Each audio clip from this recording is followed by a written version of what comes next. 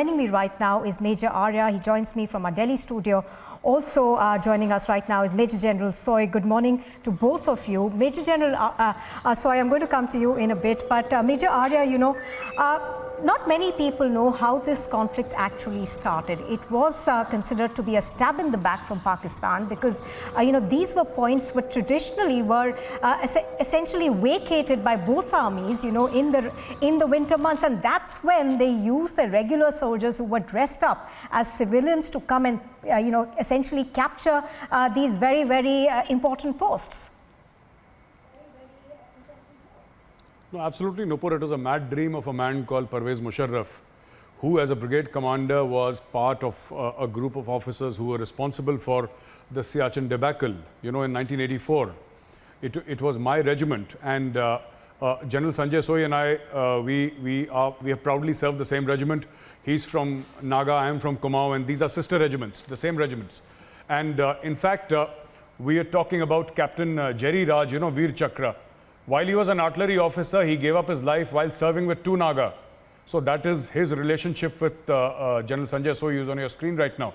Having said that, yes, sir, the Naga regiment, in fact, sir. So you were the first, Jerry was the second now.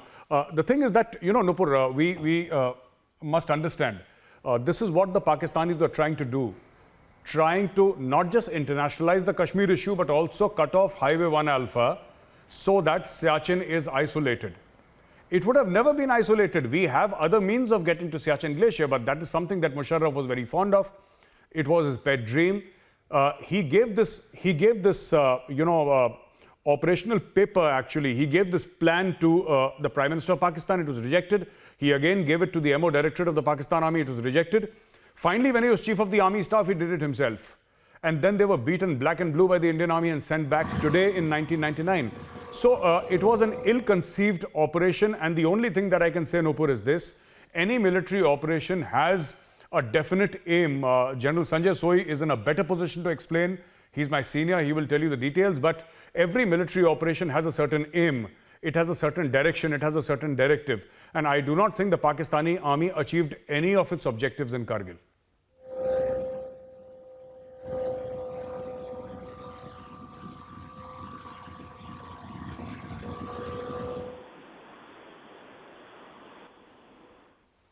You know, take us through why this was such an important conflict, and also, you know, the fact that there were a lot of restrictions that were placed on the Indian Army. I know this because my father was part of the RR at that time, that they could not essentially cross the international border, the LOC.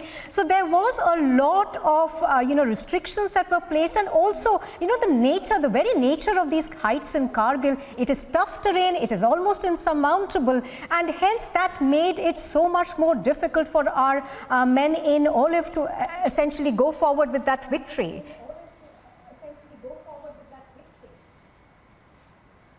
This was, I think in between I lost it, this to me.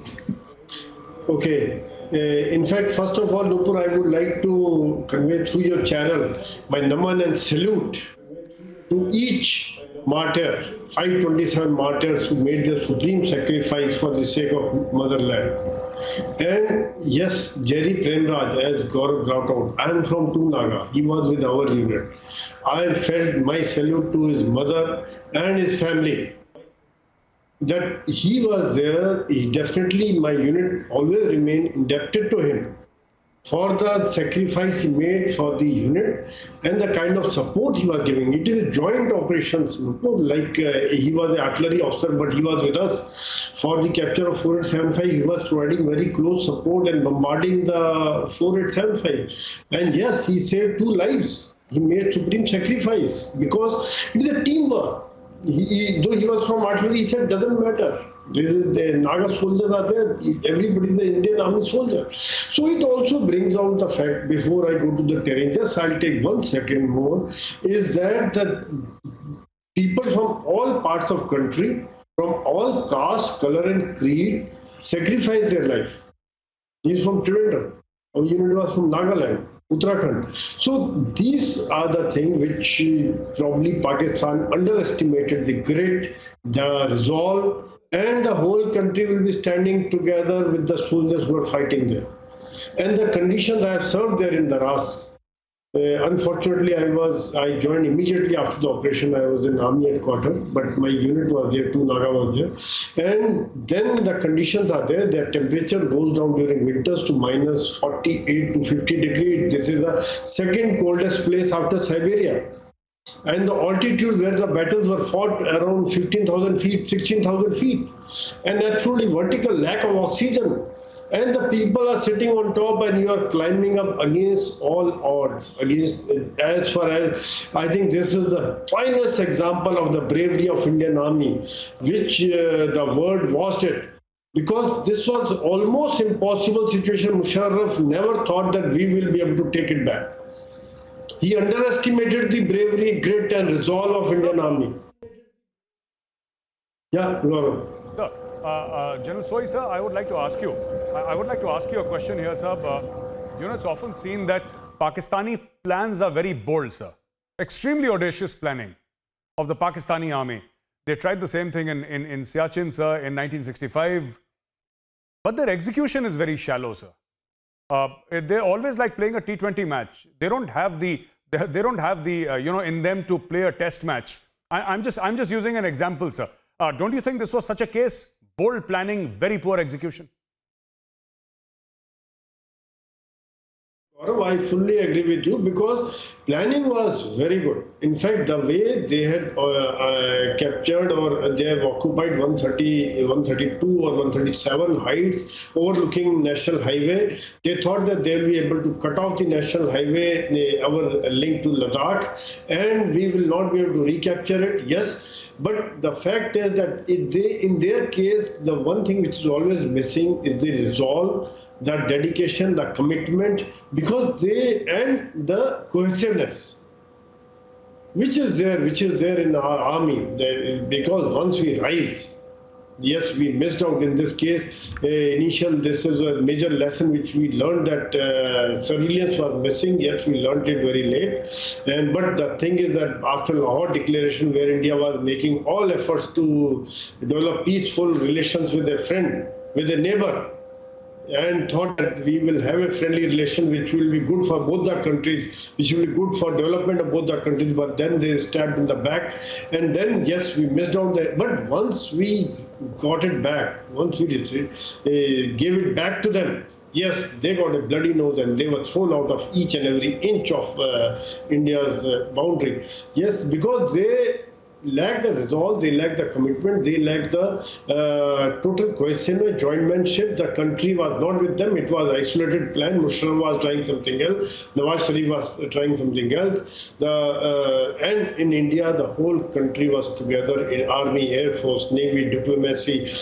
Each and every citizen of India was together with the army, and everybody was shouting.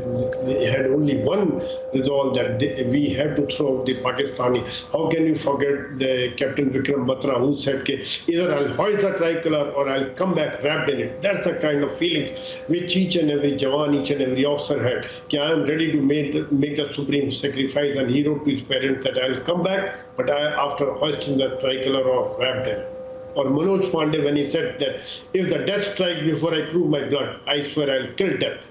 These are kind of jazba, these are kind of feelings which Indian Army displayed, and which probably Pakistanis never expected, that this kind of bravery, this kind of commitment will be there, this kind of jazba which will be there in Indian Army. No problem. Right, Major General Soy, stay with us. Also joining us on the broadcast right now is Major General G.D. Bakshi. Major General Bakshi, good morning. We're going to be coming to you, but let's first cut across live to Gursimran, who is joined by the mother of the Kargil martyr grenadier Udayman Singh, and she's in Jammu. Gursimran, you are speaking to his mother.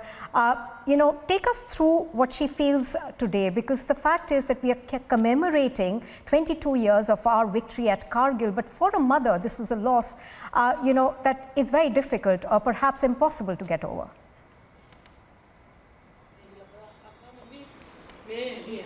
Nupur, it's been 22 years and the mother still reminds of those memories which she has with Grenadier Uday Man Singh, who gave the supreme sacrifice on 5th of July 1999. It was at the Tiger Hills when their battalion 18 grenadiers approached and they stood like wall for the Pakistan.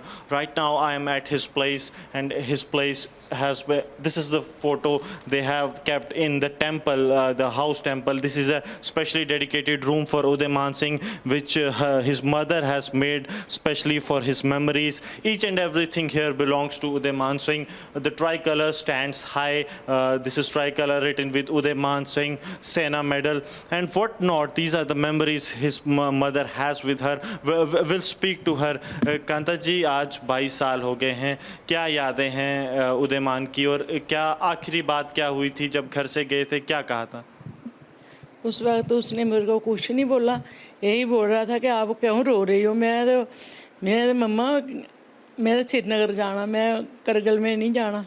पर उसको पता था कि आज मेरी जुम्मट करगिल चले गई है और मैं इधर से जाऊंगा 14 जून की, वो छुट्टी कट्टी है गई, सोमवार रहा।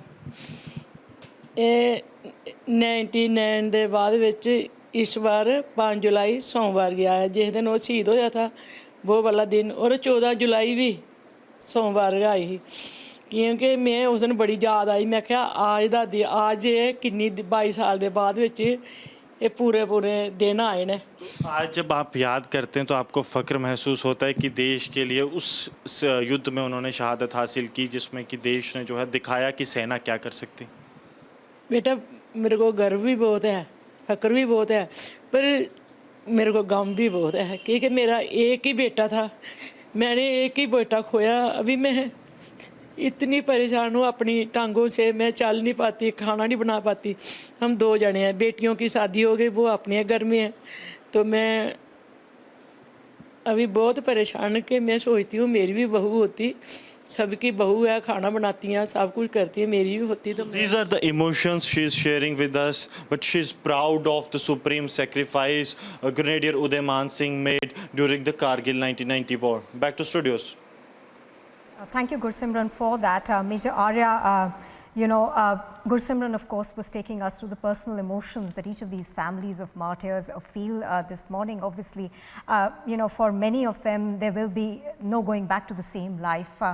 But apart from that, strategically, as we've been pointing out, it was a big victory for India because in that sense, it was one of those difficult battles that we fought with, a lot of limitations being in place because we were 2 nuclear-armed neighbors staring at each other.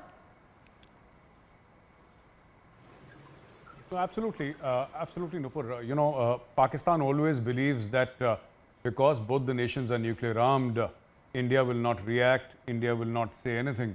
But India has always believed, and in the words of General V.P. Malik, who was Chief of Army Staff during the Kargil war, he said that there exists space under the nuclear overhang for a limited war. And that is what Kargil was. It was a limited war. I'll just go across to General G.D. Bakshi. I see him raising his hand. General Bakshi, sir, first of all, sir, many congratulations to the country, to you, sir, on Kargil Vijay Divas. This is the 22nd anniversary. It's a wonderful day for India. I was discussing with General Soy before you came to our studio, sir, before you sort of came on the program. Ill-conceived plan by Pakistan. Ill-conceived.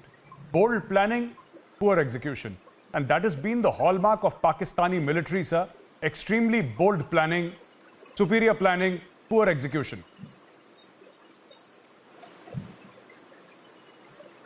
Gaurav, I totally agree with you. There is a great element of subjectivity in the Pakistani higher command's planning, and they very fall short of execution because of the very subjectivity of the plan. They do not factor in what the enemy will do. They very rarely go beyond the first echelon, and they do not plan on how the enemy will react. They assume the enemy would be absolutely thunderstruck by what they have done. They did so in the Chump operations. They again overreached in the Kargil operations. They did not factor in that India would respond very strongly, and that is linked to the question of a nuclear overhang. Pervez Musharraf was of the view that, even in Janjua's time, when he was the DGMO, he had brought up this plan of attack in Kargil or creeping invasion in Kargil to try and get the National Highway 1 Alpha from Leh to Srinagar in the range of direct firing weapons. But that plan had been overruled by Janjua, who said India would react. When Musharraf became the chief, the first thing he did was to dust out the plan for Badr. And now that he was the chief and he had no check on him, he decided to go for it. And he was very dead certain that because of the nuclear stasis, because of nuclear deterrence, India would not dare to retaliate. This is where our doctrinal approach shocked them. India was pretty clear that between the spectral ends of asymmetric war and nuclear war, there is space for a limited conventional war. Whether with Pakistan or with China, there is space. And Kargil highlighted that, Gaurav. 3 months almost that fighting took place. You see, 3 months the fighting took place. And tell me how many nuclear bombs fell on Delhi or Mumbai or Kolkata? 0. Pakistan, the bluff was called. We called the Pakistani bluff. They thought that one Indian soldier steps across the LOC or, the conflict escalates conventionally and pop goes the weasel, nuclear bombs will start raining on New Delhi, etc. Nonsense. Nonsense. Pakistan knows it is 1/5 the size of India, and in any nuclear exchange it will get wiped out. Pakistan is aware that the Indian arsenal, the throw weight of our nuclear weapons is far heavier than the 10 to 12 or 10 to 14 kiloton bombs and the 1.5 paua, 2 paua bombs that Sheikh Rashid keeps threatening us with of tactical nuclear weapons. We will wipe them out if they dare to use even one. That is now, I think, become pretty obvious to them. And now with Balakot, they are even more sure that to asymmetric provocations, there will be retaliation. And that retaliation will be hard, painful and meaningful. The only way to prevent Pakistan from such actions is to deter it by the use, that there will be a certain response which could threaten to escalate. We step on the escalation ladder and we'll take you as far as you want to go. Absolutely. As you're pointing out, of course, India has the might, the power, as well as the will to go as forward as we need to. Thank you, all of you gentlemen, for joining us on this special broadcast today.